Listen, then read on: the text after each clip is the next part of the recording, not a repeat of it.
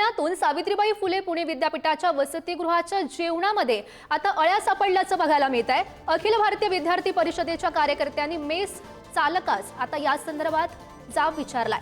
15 दिवसात दुसऱ्यांदा जेवणामध्ये अळ्या सापडल्याची ही घटना कार्यकर्त्यांकडून मेस बंद करण्यात आली आहे। ठेकेदाराकडून विद्यार्थ्यांच्या जीवाशी खेळ सुरू असल्याचं सध्या बघायला मिळत आहे। विद्यार्थ्यांकडून वारंवार तक्रार करून सुद्धा विद्यापीठाकडून टाळाटाळ केली जाते असा आरोप सुद्धा विद्यार्थ्यांनी केलाय।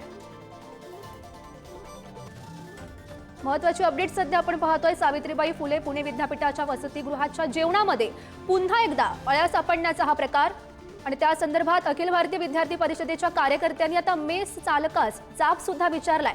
जवळपास 15 दिवसात दुसऱ्यांदा जेवणामध्ये अळ्या सापडल्याची ही घटना घडलेली आहे आणि त्यामुळे कार्यकर्त्यांकडून मेस बंद करण्यात आली आहे। या संदर्भात अधिकची माहिती जाणून घेऊयात। आमचे प्रतिनिधी बालाजी पोद्दार सध्या आपल्यासोबत आहेत। बालाजी, महत्त्वाची अपडेट, 15 दिवसात दुसऱ्यांदा जेवणामध्ये अळ्या सापडल्याची ही घटना, काय अधिकच्या अपडेट्स या संदर्भातल्या?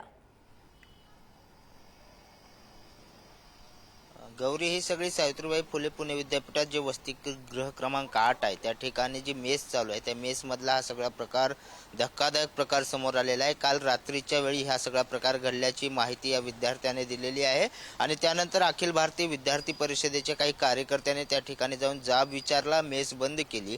मात्र हे सगळं होत असताना प्रशासनाकडून यावरती कारवाई करण्याऐवजी कंत्राटदारांना पाठीशी घातलं जातंय, यांच्यावर कारवाई केली जात नाही आणि विद्यार्थ्यांच्या जीवाशी खेळलं जातंय असा आरोप होतोय। आता या प्रकरणी पुणे विद्यापीठ काय कारवाई करणार हे पाहावं लागेल। मात्र विद्यापीठाकडे यापूर्वी सुद्धा या मेस संदर्भात कारवाई करण्यात आलेली होती। मात्र पुणे विद्यापीठातल्या विद्यार्थ्यांच्या प्रश्नाकडे सातत्याने टाळाटाळ करण्याची जी तक्रारीच्या टाळाटाळ करण्याची जी कारवाई आहे तीच विद्यापीठ करते असं म्हणावं लागेल। कारण विद्यार्थ्यांच्या जीवाशी खेळणं, विद्यार्थ्यांना चांगलं जेवण मिळणं हा त्यांचा अधिकार आहे। तो अधिकारच या कंत्राटदारांना पाठीशी घालण्यासाठी विद्यापीठाकडून टाळाटाळ केली जात असल्याचा आरोप जो आहे तो होतोय। आता विद्यार्थी विद्यापीठांच्या ज्या रेक्टर आहेत त्यांना जाब विचारण्यासाठी गेलेले आहेत, त्यांना निवेदन देणार आहेत। मात्र काय कारवाई होते का हे पाहावं लागेल। कारण महाराष्ट्रातून अनेक विद्यार्थी ज्यावेळेस इथं शिकायला येतात त्यावेळेस त्यांचे सुरक्षितता ही करणं महत्त्वाचं आहे। पुणे विद्यापीठात असे प्रकार सातत्याने घडत असल्याने चिंता सुद्धा व्यक्त केली जाते।